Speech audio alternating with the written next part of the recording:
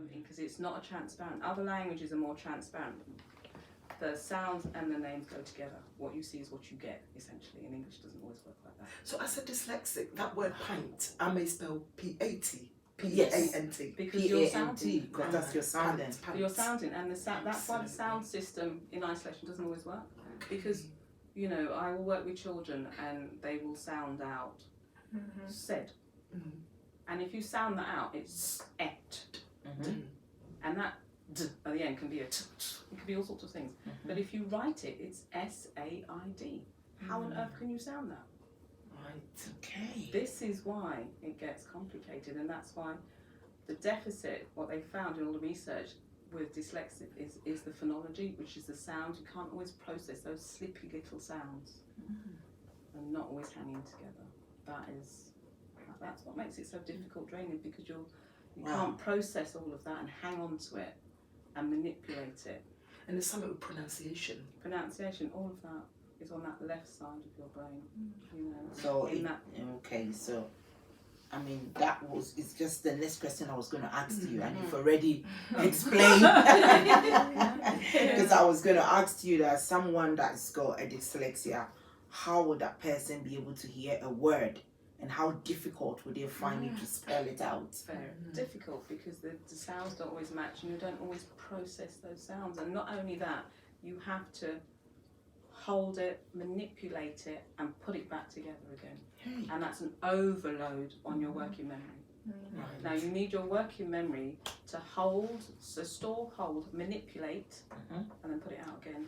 Whereas your short-term memory is only for holding information. Yes. And if you have difficulty just holding that information, that is where, you know, that's where you're going to have problems.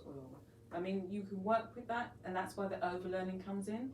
You have to learn it again and again and again and again and again. So I mean, Pat, let me ask you, you are working with young kids, and you know, you find out, how would the parent be able to understand or, you know, accept that my child has got dyslexia, that my child is not just dumb or it's just not. That word is so horrible. Yeah, I know, because that's the words that we keep using. Yes. I mean, well, from where I'm coming from, my country, that's how they'll call you. They'll tell you, oh, it'll be the same that girl in the class, oh, she's done, she's thick, oh, she's that, she's stupid, oh, no. Just like, that's it. You know, you have to differentiate, So because slow is okay. You know, if it just means you do things slow and it takes you longer. There's a big difference between doing things slowly, because it doesn't mean you get them. But the whole thing about dyslexia, and it's because reading is a valued thing, and it's the currency, and literacy is the currency. But that's only part. Dyslexia is only part. You know, if you let's look at the whole child, the whole person. You know, if they're struggling in all sorts of areas, then that's a delay. Okay. It's a delay, or it could be something very specific. But that does not mean your child is dumb or stupid. Okay. What dyslexia means is your child learns differently. Okay, so now let me take you to the school. I just have to. Okay. Now let's go back to this stigma. Okay? And parents, let me tell you something about dyslexia. It's hereditary. Oh. So somebody somewhere in that family will also have it. It might skip a generation, and they hide. But the thing, again, people hide that really well. Yeah. It's really hidden, but it's hereditary. So you can't catch it. The parents. Yes. Most of us, we are making big mistake at home. Let's say you've got 2 or 3 kids, and then you've got the other 2 being very bright, and they are so quick in learning and doing, and then the other one is slow. It doesn't mean that that child has got, you know, or let me not use the word again. Doesn't mean that that child, what you keep on calling them, that's it. No, it means that that child is having a condition. Like you, the parent, need to have time and seek for help and support for them. Now, Pat, you work within the school. So let's say when it comes to the school, how would the school be able to help a child that has got this dyslexia? they have a whole range of programs. Is there support in the school? There should be support in every school. That's what the government is aiming for, every school to have some form of specialist, for teachers to know. It's about all teachers knowing about, essentially it's a kind of special educational need, because it is an additional need that the child has. So they get additional time, they get additional support with the reading and the spelling and the writing, because they learn differently. Yeah. Okay. Right. As usual. Okay. They learn differently, so they need to have a different style. I mean, they're in the classroom, and the classrooms are busy. They are busy places. Yeah. But there is support. There should be support, whether it be small group work. Sometimes they have individual one-to-one, with specialist teachers or teachers that are highly trained, or even TAs that are highly trained. Okay. So, what are some of the strengths when it comes to dyslexia? Wow. So let's just say what are not the strengths, because they, what you will find is a lot of architects, musicians, artists, because they think differently, they think out the box. You get a lot of architects like that because they can see the fuller picture of the 3D. And there are some employments that actively recruit dyslexia for the strengths that they have, because things are so challenging. They have to think differently to get to where they go. Okay. It takes a lot more effort for, say, a person like me who is a slower learner, but I'll get it eventually. And I know that if this says pint here, it's going to say pint there. Whereas with dyslexia, it just moves around and does all sorts. So they have to be more creative, and they see the bigger picture. And I'll just give you an example of this. Okay. In my early teaching career, now I had a class that were in an affluent area. So we had lots of middle class children in that class, a really affluent area. So they were really quite high flyers, and I had a whole range in my class. And one day the whiteboard broke.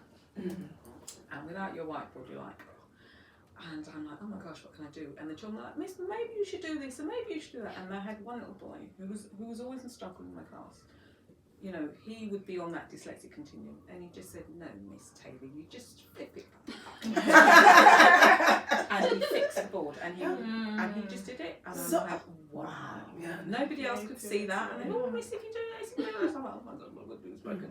But he was just like, no, Miss Taylor, you just have to flick it like that. And fixed it. Okay, so you see, they've also got their own special. Absolutely. Yeah. So it's not that they are that word that we keep on using, the 4 words. Yeah. They are not. There's something special in them as well. It's just about we, the parents, being able to identify and then seeking for help for them.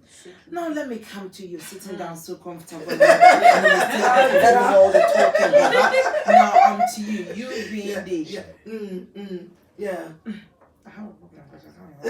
Never mind. Carry on. Yeah. You being a psychologist. Now tell me. I mean, how do somebody that has got dyslexia psychologically, how does it affect them? Lizzie should say that. Well, you are the specialist. She is living with the condition. Yeah. So I'm going to ask her from her experience, but I want you being the specialist to be able to tell us. Because, Maybe the repercussions if things are not done. I think overall, as Pat's been saying, like if you don't understand your child, you're gonna put them in a box as to how society sees them.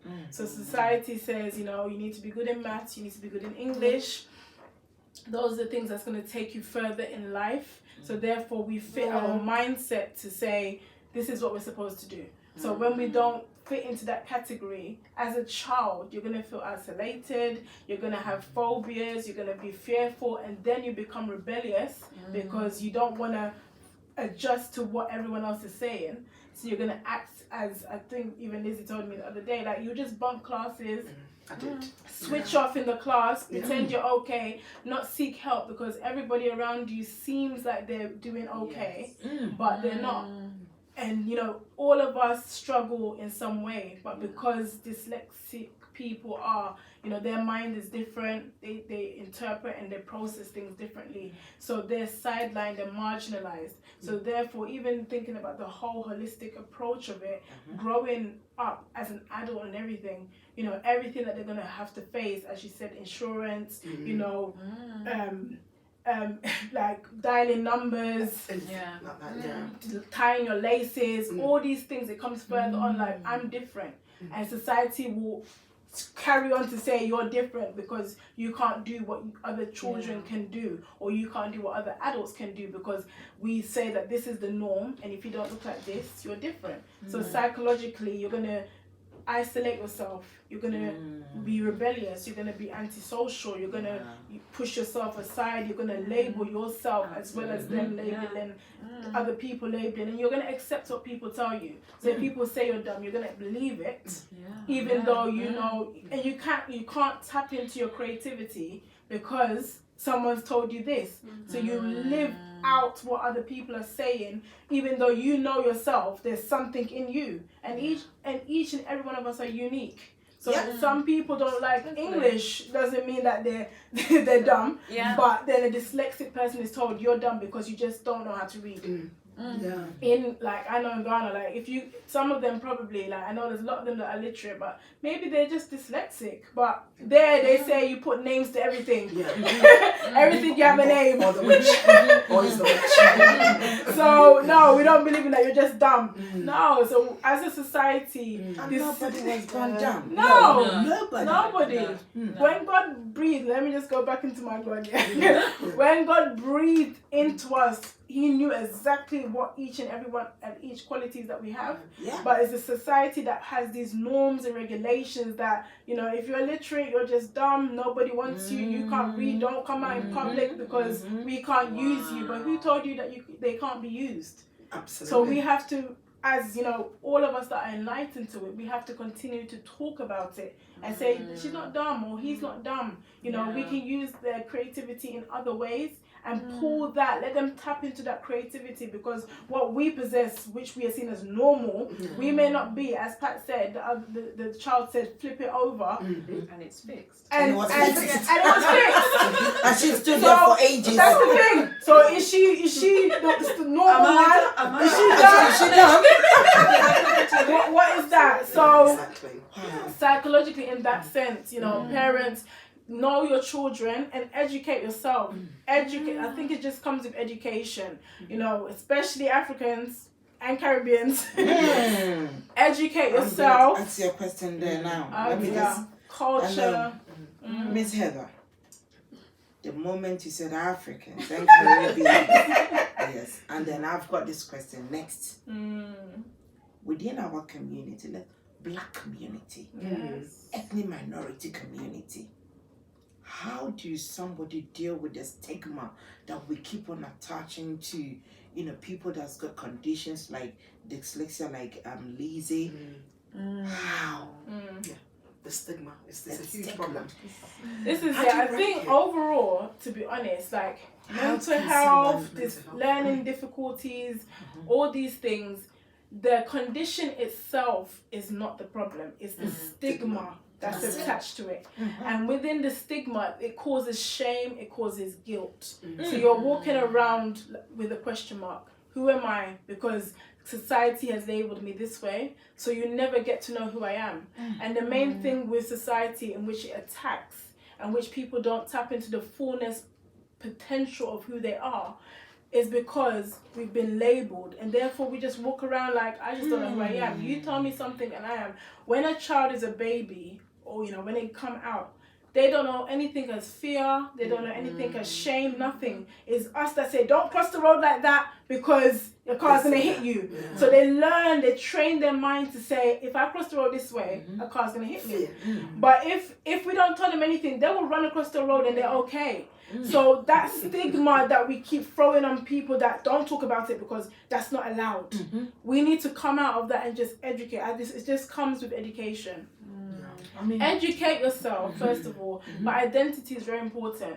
When you know who you are, no one can tell you anything. So when you educate yourself, even as a family, because some families appreciate the children indoors, but when they're outside, they say Different. mask yourself, don't say you're dyslexic, or don't talk, be quiet. Yeah. So you have to tell your child who they are.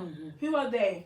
And if you don't know who they are, let them tell you, because children know how to Yes, speak. absolutely. So let them tell you what they're experiencing, and then understand it, walk in their journey, because even if the other child is bright, they still have certain stigmas that they're walking around with. That's it. They have psychological effects they have to deal with, because they have to constantly work to be on top. So if they get like a B, I know some people that they're always A stars, and then when they get a B, they start crying. But that's still good. But it's these stigmas. So overcoming these That's a things first class degree for me. Yeah, this is it. So we just need to educate ourselves. What is the condition your child is dealing with, or you as an adult is dealing with. Understand the psychological elements of it. See the symptoms, because they will show psychological symptoms first before any other thing. So before you even see the physical side of it, you're gonna see withdrawal symptoms. You're gonna see probably they talk less. They pass on certain things. They don't want to admit that they even have an issue. Yeah. And if you don't admit you have an issue, you can't be helped. Absolutely. Wow. Absolutely. Pat, what can you, do you want to chip in something? I mean, I because think I saw that you were there. I'm I've got considering the whole something thing to about. say. I think about the whole thing about stigma and why it's so stigmatized, and I think we really have to drill down and really think about that a little bit. As people of African and Caribbean descent, I think it's a bigger stigma because historically, and we have to put it there, we have been portrayed as dumb and stupid. So I think we don't want that out there. So I think that's part. I think the stigma is attached to that also. If others label us dumb and stupid because that's the way we're kept in our place, we don't want that in our children. We don't want that in ourselves, because that's almost like that proves their point that we are. And so we don't actually look at it as what it is. We don't quite understand. I don't want. We think, oh my gosh, this is my child who's supposed to be this bright shiny, but their shine is different. It proves exactly what the outside world is saying that we are dumb. So that's the shame and that's the stigma. That's what I think. If I can just contribute to this a little bit, because I'm just kind of going to go straight and talk about if the help isn't given, what the damage it can do. So I was going to ask that. We do a lot of, we go to colleges, for dyslexia, we go to colleges, we speak to young people, and have met young people that are self-harming. This is where maybe Heather can tell me why people get knives and start cutting themselves. There's suicide, people take their own lives. Some people, because they can't read and write, the next thing to do is, okay, let me just go and do some kind of criminal activity, because I'm not doing it everybody else's way. I'm going to go and steal it. And before you know, prison. And then there are some people who also just would never speak about this type of condition. And then what happens with that is mental health, depression, anxiety, stress, mood swings, all sorts of things that come with this. So I mean, the word dyslexia alone, it has a huge implications if we don't tackle it. But if I flip it on the other side, and if we do tackle it and you do get the help, then you've got your Richard Bransons, your Jamie Oliver, your Benjamin Zephaniah, your I can't even think of any. There's loads of loads that high fly because they went for the help. What's even his name? Eddie. No. Eddie. Izzard. Not him. Not him. Him as well. The famous musician. It's not. Is it Eddie Izzard? No, he's on stage. No. With the ginger hair. Famous musician with ginger hair. Yes. Ed Sheeran. Oh yes. Seriously. Okay. Well, I didn't know about that. So that's it. I think when they, I think giving the help is actually probably maybe it's there, but for me, I would say the first part of my job, 95% of that is getting their self-esteem and their confidence back, because they have plummeted. They think they're stupid. I have to because they've been labelled. I have to have a lot of conversation around that. And sometimes it's slowly.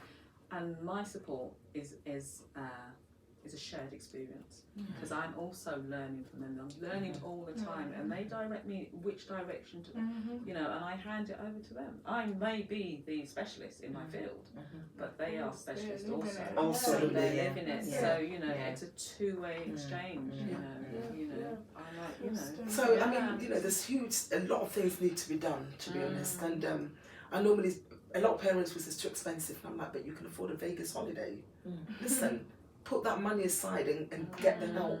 And like Pat said earlier, because it's genetic, it's very likely dad or mum, or grandma, or uncle, auntie, someone's got it. Because you don't just go to Asda's and pick it off the shelf. It's literally, you're born with this condition.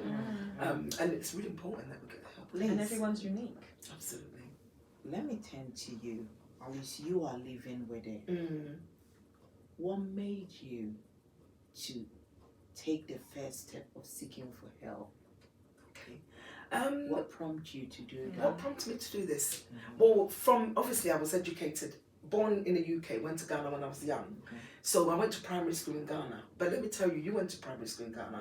And I think our producer went to primary school in Ghana. I don't know if you did. But I was always the last in the class that would get laughed at, that would get picked on. You know, Ghana, when you don't get the work right, you have to go out and dig the garden. Oh, yes. What's it called? I don't. Yeah. So you go and do that. So I was the one. So the shame was always on me. But I never knew what was wrong, but I just thought, you know what, they can laugh at me as much as they want to. My bone. So for me, that's the way they will say it. For me, the only way I could stand was always to get into fights. So I was always distracted, fighting everywhere. Because the minute someone goes to my bone, I'll go for you. Because I had no other way of I didn't want to be defending myself. I didn't want to be the one who was always getting bullied. And of course I was always caned. You know Ghana? Of course. Back in the 70s and 80s, you get the big cane before you know. So fast forward, when I came to the UK, don't forget dyslexia hadn't gone. I didn't know I had dyslexia. So I went to secondary school, and in the UK it's a little bit easier, isn't it? You don't have to do it if you don't want to. So I was like, I'm not doing it, miss. And I never did it. So I left secondary school with no qualifications. No, nothing. No GCSE, no maths, no English, nothing. And then fast forward, I had children. I thought, oh God, I can't live like this. There's got to be a better life out there somewhere. So I decided to go to uni. And when I went to uni, the first year of uni, and I remember Dr. Gloria Gordon at South Bank Uni, she said, look, you've got a condition called dyslexia because your D's and B's are the other way around. When you write, those days we wrote the essays. So from this point, I was like, no way. I'm too intelligent and too beautiful. I thought it was some kind of disability. I just didn't get it. And she said, well, it is what it is. Either you go for help or you don't. Do you know what? It was like, I will go for help. And I got to I remember going to the assessment centre, standing by the door, but no, I'm not disabled. There's nothing, I'm not mad. Is the word. That's what you heard. That's what kept playing up. Disabled or mental. And I thought, there's nothing, I'm not that mad, so to speak.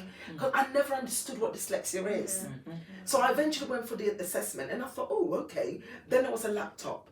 Then it was one-to-one support. Then it was like, do you understand, Elizabeth? No, I don't. Okay, come with me and I'll break it all down for you. That's how I managed to get my degree. Wow. It's when I tasted that, I thought, wow, there's help out there.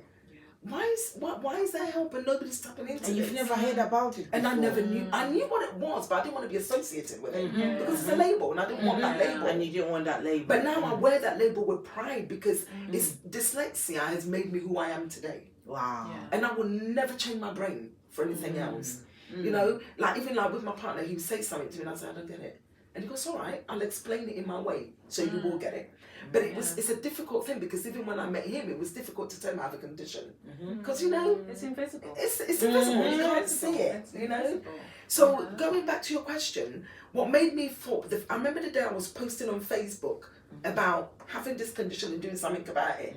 Oh, Franklin, I can't tell you how I felt. What will people think of me? Would I lose my friends? What would my parents think of me? My mum would think, hey, you brought shame to my family. You can't do this to us, you know? But I thought, I've got to do this. If I don't do it, then what? So I kind of thought, I'm dyslexic, world. Look at me. And it was such a relief, you know? After doing it. After doing it, you know, like maybe a gay or lesbian person might say, I'm coming out. I came out. And it was an amazing feeling. It was. I remember, I think I posted something on Facebook. I'm coming out, and I think my friend rang me and said, "Oh, you're coming out like that." I said, "I have to come out." So I told the world, and the help is unbelievable. To the extent that I'm sort of like beginning to write my own book. It's going to help me to do that. Which is so amazing, because once you feel like you can talk about this condition, you feel liberated. Yes. You feel like a chip has been lifted over your shoulder. And, you know, and I just wish that if you have any type of condition, it doesn't have to be dyslexia, but even if it's any autism, type of condition, ADHD, whatever it might be, please seek help. Seek help. Speak out. Before Speak anything, out. you're an individual. You are you. So just embrace you. Don't. You're not your label. So even though you're saying you came out to say I'm dyslexic, you are Lizzie. Exactly. You're Lizzie. That's it. It's not written on your forehead. It's not. You're not what the diagnosis is. Is a product of who you are. That's it. It's an ingredient of who you are, but it's not you. It's not you. So as you've come out, you now you're just living and chilling. Do you know what? I'm living the most beautiful, amazing life, because I can now go somewhere, and if somebody's giving something written, I've got, do you know I'm dyslexic, I don't get it. It's alright, it's okay. How can we help you?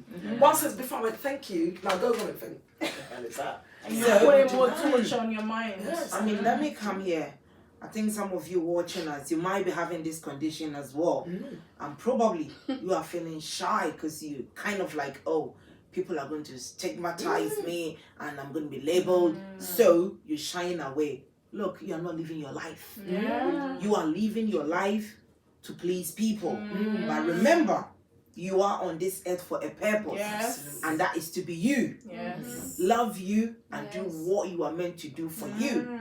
As you can hear from Lizzie, my God, I mean, it's amazing. And I can see how she's been transformed.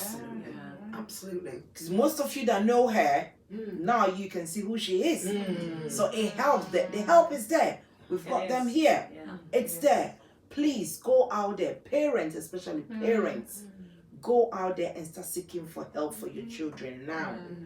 Sweetheart, let me come to you. I mean, you've been so quiet, enjoying all. You are living a life, or you're living the condition of dyslexia, don't you? Well, for me, I worked out for myself because from secondary school, when we had to do written writing, like writing essays or writing, basic essays, I used to write, but then my spelling was always wrong. When I write something, the teachers never used to understand. So then I had to read it how I thought was right, but to them, they thought it was wrong. Okay. So. And you couldn't get help from the school? In secondary school, I used to get extra help. They call it extra support. So I used to come out of the room and get extra support from someone. But at the same time... But you never saw a specialist? No. That was the reason why I asked you that do all the schools. They're supposed to have, if you're getting that support, that means they've identified that you have a need. But they're not doing it. Oh. I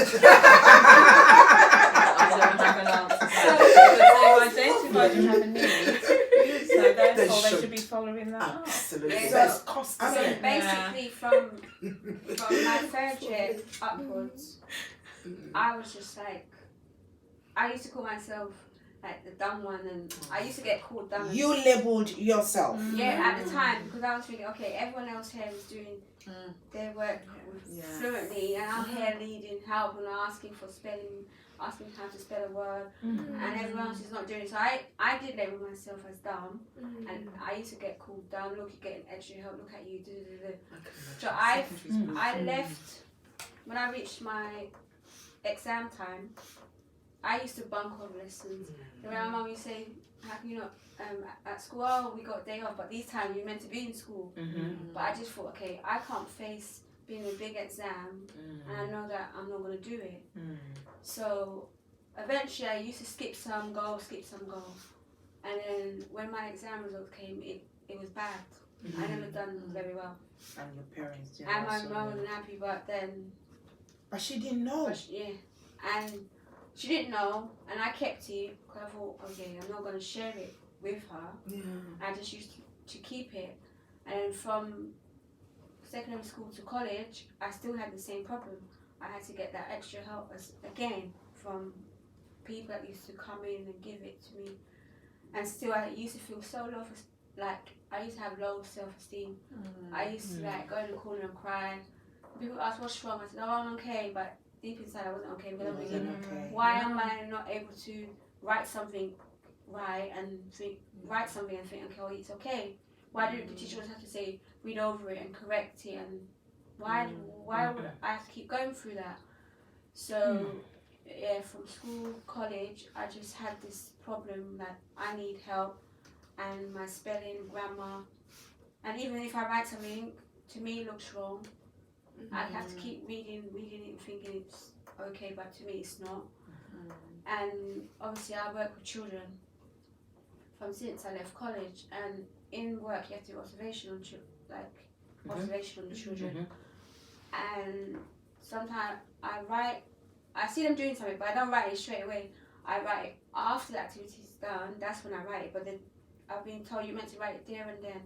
But sometimes when I try and do it there and then, it doesn't come right. I have to wait until the activity's finished. Then I memorize in my head what happened. Then I write it. But the managers are saying that you're not meant to do it like that. You have to do it there and then when it's actually happening. But I can't write as fast as when it's happening, because children, they do things quickly. So by the time I can write 1 or 2 words, they've already done it. So I have to memorize it. Oh my God. Honestly, I have to memorize it in my head Yeah. and remember exactly what happened, and then I will write it. But can you imagine what kind of effect it must have on you? That I was just about to go to Heather and ask Heather. I mean, after listening to her, what best advice can you give to her? Well, to tell your managers, first of all, embrace you. I think the first thing with every condition is to see yourself. And I want to go back to my how God created you to be. You are an individual, first of all, so see yourself as serene, and then see yourself as the qualities you have, and then the dyslexia you have, you just tell them you're having problems, issues, because I'm sure do they have one-on-one support? No, they don't do one-on-one support. That's serious. Okay. Welcome to the world, because I know That's that she is. I did say. Because the reason why I asked you that, do all the schools have this? Because I've got kids going to school, and I've seen other parents' kids as well who are struggling, right? And the only thing that they get is just, they just take out to get extra support and all that. Yeah. But they've not been able to get a to sit down with these kids, and it's almost all the schools. I So think that's why I'm because asking now. in my daughter's school, she have issues with them, but they do extra support. But when they see any pinch of difficulty, they will refer you to a speech and language therapist, because they did that to my daughter. They thought that, because with my daughter, if she doesn't know you too well, she just acts like she can't hear you, she doesn't understand what you're saying. So, and if you're telling her to read, she'll just look at it and she'll pretend. But when she's at home, she's fine. So when she's in her own space, she's okay. So when she went into school, they were like, she can't talk, she can't express herself properly, she can't read. And I'm thinking, how can you tell me that? But at home, it's different. It's different. So I had to be like, I don't agree with that. So, and they have like two teachers in each school. So they have the main teacher and the sport teacher. So I'm saying, if you're with the children, you have to look at how they act, because when she's role playing, she's fine with the children, but when she's with an adult, she withdraws.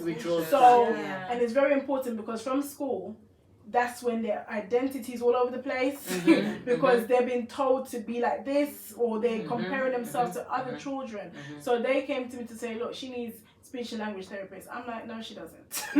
Because that's not what I see. I'm not sure what you're seeing, and how are you how How are did you? you come to Yeah, that? How but did she, you come to she that? just can't express herself, and I'm like, no. So anyway, all that I said, okay, cool. Then they did refer her, and when they referred her, they were like, she's perfectly fine. There's nothing wrong with her. She's okay, you know. And then they tried to make it like, I agreed with you. Don't you remember? I'm like, no, you did not. But so they do have. This is the thing that in some of the schools, if it's a good school, they should have like a holistic approach to everything. So even though it was like a mislabeling for my daughter, at least it was there, because at least another child, if they see that, they can just refer, and if anything, will go further. So for her, I just think like if they're not doing it because you know what you're dealing with and the journey you're dealing with, go and seek help. As Lizzie said and Pat said, external help. Yeah, absolutely. Okay, I think we've got the studio lines, and we would like to open the lines now. Maybe you're watching us, you want to ask any question here. You've got kids, you've seen signs, but you can't identify them.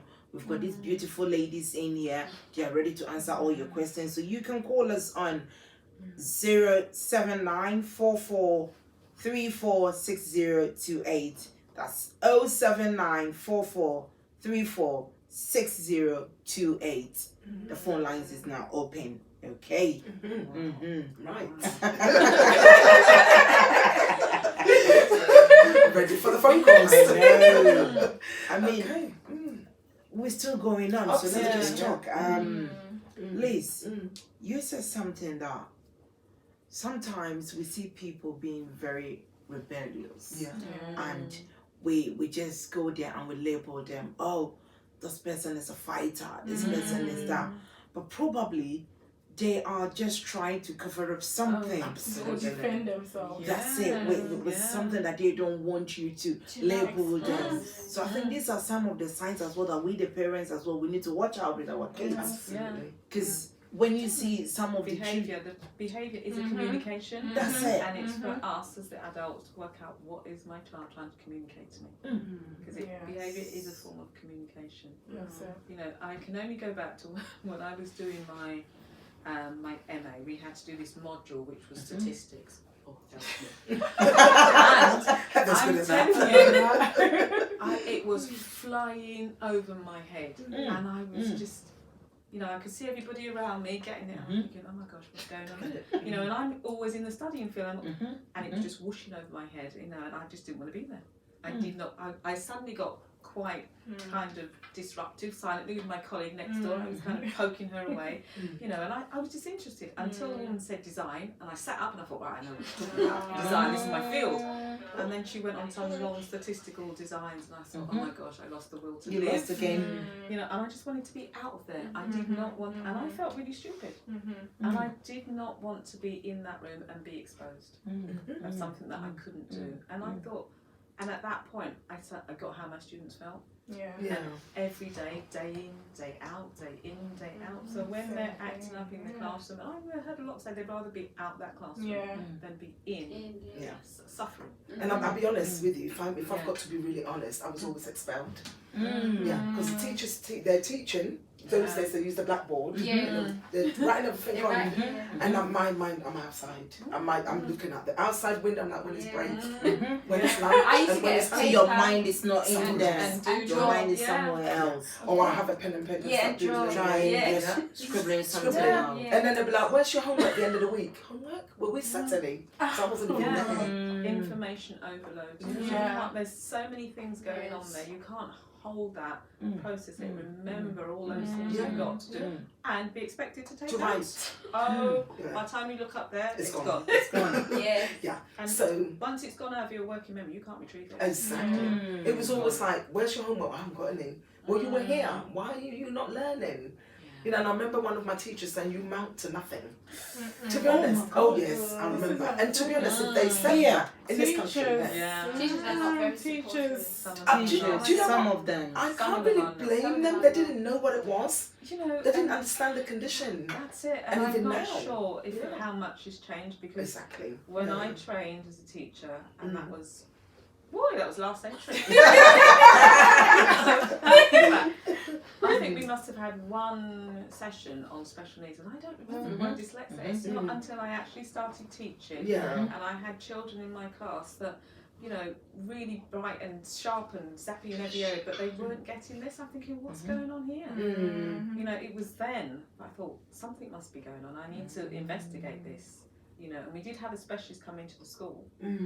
You know, and she, you know, because once you see a child who's not getting something, as a class teacher, you need answers. So we refer them to either our special needs coordinator, or they refer them to a specialist service who comes in and does the assessment, and that assessment will unpick what's going on and give you, you know, tell you recommendations if there's a diagnosis or not, because sometimes it's not straightforward dyslexia. Sometimes there are other things going on That is hidden as you well. know, but you know, they will at least be able to identify and give you some strategies. You know, and See, I mean, with me, it's not just the dyslexia. There's also dyscalculia, which is numbers. Oh, yeah. To be honest, if Oh I say my God. if I say I can't tell the time, viewers, I guess you can hear that. Okay. it's to do with numbers. So if I say I can't tell the time, I mean I can't tell the time. I'm almost 50 years of age and I can't tell the time. By the way, you've got a shock on your face. Yeah, but I can't tell the time. The only way I can tell the time is digital. So here it says 12, then I know it's 12. But the clock, I can't tell the time. I can't measure a distance. So if someone said we're going to drive 10 miles, what's that? So you'd have to show me. You'd have to say, okay, it's like from Brixton to, I don't know, Birmingham, or whatever it might be. And that's when I get it. Not that I've ever been to visual, you can't Visual. calculate. Yeah. Okay. different side of Different, it. absolutely. So I've got my 9-year-old adding things up for me. You know, I'm saying, do you know what's that? So we've gone to a shop, we bought something, and I bought something for £6.66, and they've given me the check, and I'll just put it away. And then I say, do you know what is that? And she will try to break it down for me. And that's when I'm like, she goes, Mummy, is this? And then she'll, oh my God, what a world. It is not easy, to be honest. Sometimes, and even though, if I must be honest, dyslexia can even affect marriages, by the way. Of course. It can affect marriages, it can affect family. It affects your whole life. Absolutely. Because your husband may not get why you don't get it. You say, what's wrong with this woman I've married to? You know, it's because it's all hidden. You can't really see it. And mine is the dyscalculia. It's also the dyspraxia, which is coordination. So, I mean, you know, sometimes I'll pick up something and it'll just clumsy. I'll just drop it and it'll break. I don't mean to. I walk straight into a door. Or I will, you know, I'm going into getting my car and I might fall over. And it's not stupidity. It's just my coordination, how the brain coordinates. And then I have something called Erling syndrome as well, which is like words on paper move. So sometimes I've been given a letter to read, but there's nothing on that page. It's blank. It's blank. So someone's saying to me, but have you read it? Well, no, there's nothing on there. And then they think, is she mental? Because are you crazy? Why? There is words. There's But I words can't there. see it. Yeah. The only time I can see it is if I put my special glasses on, which is my dyslexia tinted glasses. But will I be taking that everywhere I go? Yes, I do. But it takes me time to even read. Or sometimes it looks like someone spilt water on a page. So it's all mumbo jumbo. So where's the swimming on a page? So can you imagine a 9-year-old in the class going, Miss, the words are swimming. It's like Elizabeth out of the class. And no, Elizabeth, out, get out now. Because no words are swimming. Yeah. Or they might think actually she needs psychological help. She's got mental issues. Yes. It's got nothing to do. It's got nothing to do. Right, now you've got me. Let me ask a question here. Is dyslexia classified as mental health? No. But it can It lead to has- that. It can can't be, It lead has to- psychological effects. Yeah. Okay, Yeah. so parents, if you Yeah. don't think, Yeah. because I mean, listen, Lizzie, let's be honest, right? I always want us to be real, because we are Africans, Caribbeans, and we are such people that it's so easy for us to label things. Yeah. It's just like, sometimes I look at it and I'm thinking, what is wrong with us? Must we always find A words? reason. I mean, for something. We don't just like accept people for who they are. It's either the witch, isn't it? That's or the it. witchcraft. That's it. Or something happened. Or something happened. Or your mother did Or this. Or the- something. you know, Okay. So, So- the curse has come to get you. That's In other it. words. Yeah. So we Isn't always, he's got some mental, he's not. All the time. Yeah. And I think that's the reason why most people are not willing to come out and face the fact of the conditions that they are living with, or conditions that they might have, Yeah. and go out there and seek for help. Yes, You know, absolutely. the help is there. Now we know. People need to be bold. People need to accept who they are. That's it. Go out there. Yesterday, I did. He's gonna laugh now. Yesterday morning, I don't know what happened to me. I was just so excited. You know those days that you just wake up and you feel like, oh, you've seen some diamonds or some gold, and you don't have it. It's not there. It's not there. But inside there, you feel. There. And I was just there. Then I'm like, oh, let me just go and have a chat with people. And I went on social media. I started chatting away. And basically, all that I was trying to tell people was, you know what? Live your life. Yes. Live your life to please you. Be who you are. Accept you. Yeah. Because if you don't know you, set yourself aside and get to find who you are. Because most of us don't know the purpose why we are on this thing called earth. And we are just, going as people going as well. We're walking through with them. And we're trying to live like lazy. Oh, I've seen Lizzie. Oh, Lizzie just came out and then she said she's got dyslexia. And then, oh my God. Oh, no. So, and that's it. Yeah. Which is really, I think it's not good for our community. Because it's not helping people as well. It's rather sending people away, and people are, going through so much. So I think that we need, as a community, to relax and accept people for who they are. And we need to empower people a lot and support them. But you know something also, Franklin, once you start accepting who you are, do you know what? People accept you. Yeah. But once you give off the message that I'm no good, I'm dumb, I'm stupid, that's what you get back. You know, the amount of times I've gone places and people do, oh my God, you know what you're doing is so amazing. I've now started going for help. Do you know what I mean? Other people see that it's okay to have this condition. I'm going to bring your mind back to a conversation that we had I think it was somewhere last year. And Liz was actually talking to me about dyslexia. So we're having a conversation. And then she said to me, I was trying to tell her that, you know what? I think what you're doing is good, but within our community, we need people like you to come out and start speaking. Because I know a lot of people are living in this condition, but this condition, they don't even know. So your story will give somebody else, so it means, I'm also, I can't read. I don't know how to spell. So it means I'm having this condition. And she was like, our community. Yes! And then we had almost about 2 hours chatting that night. And I was like, no, sis. Don't get me wrong. I'm coming from the same community. If we keep on saying, this is what our community is, look, we're not going to get solution to the problems that we're facing within our community. And this is what you are doing. Now we've been able to have Pat here who is working with children. And so, parents, the help is there. Lizzie, can you talk about your enterprise, your organization as well, so people will know about it, please? Sure, yeah. Sorry, what's like? We need to talk about those.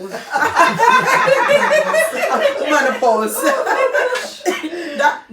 That's for the women. Yes. Talk about it. Apparently men get it too. Men get it too. Okay. Okay, so you want me to talk a little bit about the That's enterprise? it. I want you to introduce it to people. Oh, wonderful. So, because Brilliant. A lifesaver. I said to you myself that, I'm coming for an assessment. I said to Elise, I'm going to come for assessment. Even though you won't believe it, I've had my first degree. But from what Liz was saying, the struggle that I went through, it was a nightmare. Do you understand? And so, but even then, I still refused to accept it. That's there we go. Yeah. Did you understand? That's from my own experience. I refused. I didn't want to be labeled. But the moment I've seen her coming out, now I feel so confident. Like, yes, I need to talk about it. Yes, I've got a condition. So what? Because your story is meant to empower people. That's it. And everything we go through is not for us. It's to unlock a testimony for someone else. Absolutely. So that when you speak, it just switches the lock and the bolt of someone else's mouth or whatever is inside, and it brings it to surface, and then they start to come out. So everything we go through is not for us. Absolutely, it's for and I someone really else. agree with you, Heather, because someone like Oprah Winfrey, Yeah. to be honest with you, with her story, Yeah. so many people identify. Yeah. You know, even if people like Michelle Obama, you know, with her story, people identify. I mean, these are really prominent people, but they had to start from somewhere, you know. And what someone like Oprah Winfrey went through is nothing like what any of us have been through. But her story has really empowered so many people. Our time is running, so we almost. We'll have to have a part 2. So Yeah. now, Liz, can you introduce About your Okay, so A2I dyslexia was born out of frustration, if I must say. About A2I. A2I dyslexia, yeah. So basically it stands for Aspire to Inspire Dyslexia. Okay. And it was born out of frustration because I couldn't get help when I needed help. I finished my postgraduate certificate in teaching, and I was looking for a teaching job. And to be honest with you, I thought nobody's going to recruit me because I can't even spell the word teacher. Okay. So who's going to really have me standing in front of 30 people, because I do adults, trying to spell it? Am I going to be asking my students, how do you spell it? How do you spell it throughout the teaching? So I couldn't get help. So I went to my local job centre plus and I said, look, we have a disability advisor. I thought, I don't need that. I need a specialist dyslexia unit where I can go to. And I remember them saying to me, the nearest one we've got is in Bracknell. Now I don't know if anybody knows where Bracknell is, which is the BDA. I thought, well, I can't go there, but I need something local. I need somewhere I can walk into and talk to someone. Yeah. There wasn't none where I live in Wandsworth. So I thought, well, I'm going to do something about this. And I had £1.25 in my bank account because I was unemployed. I didn't have no money at the time. And then with that £1.25, I remember saying to my son, I want to set something up. I got no money. He said, Mum, you don't need money. Just set up a website. You can even do it free, I think. I think it's WordPress or whatever one it was. So we set up a very shabby website 3 years ago with Vistaprint business cards for £5 and cards for £5. So literally my next dough money is what I was using to kind of set up A2I. And I'm not ashamed to say I've been unemployed because I was unemployed. Of course, of Everyone, course. And I mean, the reason why I'm even talking about it more is because dyslexia was stopping me from going forward. That's it. So with this, It was like a barrier. It's a barrier to work. With this very small money, A2I was set up. The first month, I think I even met Pat on like a kind of an event. The first month the first 6 months we had one client. I thought one client is enough to work with, than not start at all. I know there's a saying going that I'd rather start and fail than not start at all. So 3 years later we've got 450 clients on our books, children included as well. Remember, if dyslexia affects 1 in 10, and we've got 400, I don't know who's brilliant at maths here, how many people will that be? So, and we're doing our bit to do what we can. And the amazing testimonial from people, I mean the box of tissues we go through, Pat's met some of our clients, it's unbelievable. It's like, oh my God, it's like an angel dropped from heaven to save me. And it's okay because we're all dyslexics and we can talk about this condition. So really, A2I, we're there to support people in 3 areas: education, employability, and entrepreneurs. Now, entrepreneurship is key for us because when the workplace is not accepting us, we go and do our own. And that's why you're such an entrepreneurial person. This lady does amazing work and creative because no one is helping us. No, I go off and do nothing. So you have to go out Hence why there you're good at what you do. and do something yourself, create something and live with it. Because So our website, I mean, I'm sure Dimpa will put the website and everything on But you can YouTube. also say it as Well, well. the website is www.a2idyslexia.org.uk and our email is info@a2idyslexia.org.uk. If you want the children's services, you can always put an email, attention of Pat, and we would forward it to Pat, and we'll work with Pat very closely. And if it's adults, then of course we've got a team of people that will see to you. There's 3 areas you can contact us. You can do it via WhatsApp, and don't tell me you can't do WhatsApp, because you can. Yeah. Some people I can't email. Send us a voice note. That's what you've got to do. But your email thing very good. The line above it says, "Thank you for contacting us," or it gives us words that you can just have to add like you can call me on this day. Yeah. Thank you. So it's It's very dyslexic very- friendly. yeah, very- If you ring us and you don't get us, you can send us a voice Yeah. note, you can email us, you Yeah. can call us, you can tweet us, Yeah. tweet, whatever Yeah, you call it. whatever. There's so many ways to contact us, so there's no excuse. And you know, it's all right, we're okay, we'll accept. Oh, yeah, It doesn't yeah. matter if you can't read and write, for God's sake. You know, so many of these rich people left schools and college with nothing, and they're doing really well. Yes. How much more the help you can get? That's it. You know? So, Can I just say? yeah, go on. I'm just going back to something that Heather said, that the things we go through are not necessarily for ourselves, they're for others. You know, when I met Lizzie, I thought, yeah, this is why I did all that training. Absolutely, absolutely. The wet cow. Yes, Yeah, yes, yeah. absolutely. Yeah. I mean, I was just going to say here, I've got a condition. I've got dyslexia. How do you And feel now- disclosing it live? I on mean, air? I've done it Oh, you've ages done it. ago. Okay. Ages ago. yeah. Yeah, because that was when I was talking about my book, Oh, you know, and I came on and I'm like, listen, you can also write a book. Yes. It's all about, you know what your story is, you know what you want to write, you know what you want to bring out there. There are people that will support you. Yes. See, so don't just sit down and, you know, you don't live your life what you are meant supposed to live, because your life is meant to help somebody. I mean, somebody once said to me that the money in your pocket is to help somebody. Somebody else's lunch and dinner, it's in your pocket. And basically what he's meant was your knowledge is meant to support somebody. Yes, And so if you keep it to yourself, then what it means is you are also failing somebody. You're helping That's somebody it. also to fail. That's it. And I think that's not the reason why we are all living, you know. I mean, oh my God. Wow. I wish we could continue forever, because I've really enjoyed this conversation or this show today, and I'm so passionate about dyslexia. I'm really passionate about it. So please, if you need help, we've got Lizzie here, we've got Pat here, and when it comes to the psychological aspect of it, we've got Miss Heather here, and she is going to support you. I mean, a lot of us, we have anxiety, you've got so much depression, you are stressed, and we don't want to talk about it. Look, we have her here. Listen, she is from us. And she will understand you. So please, don't sit down. The time that we leave down, you have to. Thank you so much for watching us. This is Dimpa's Lunch, and hopefully we'll see us again next week.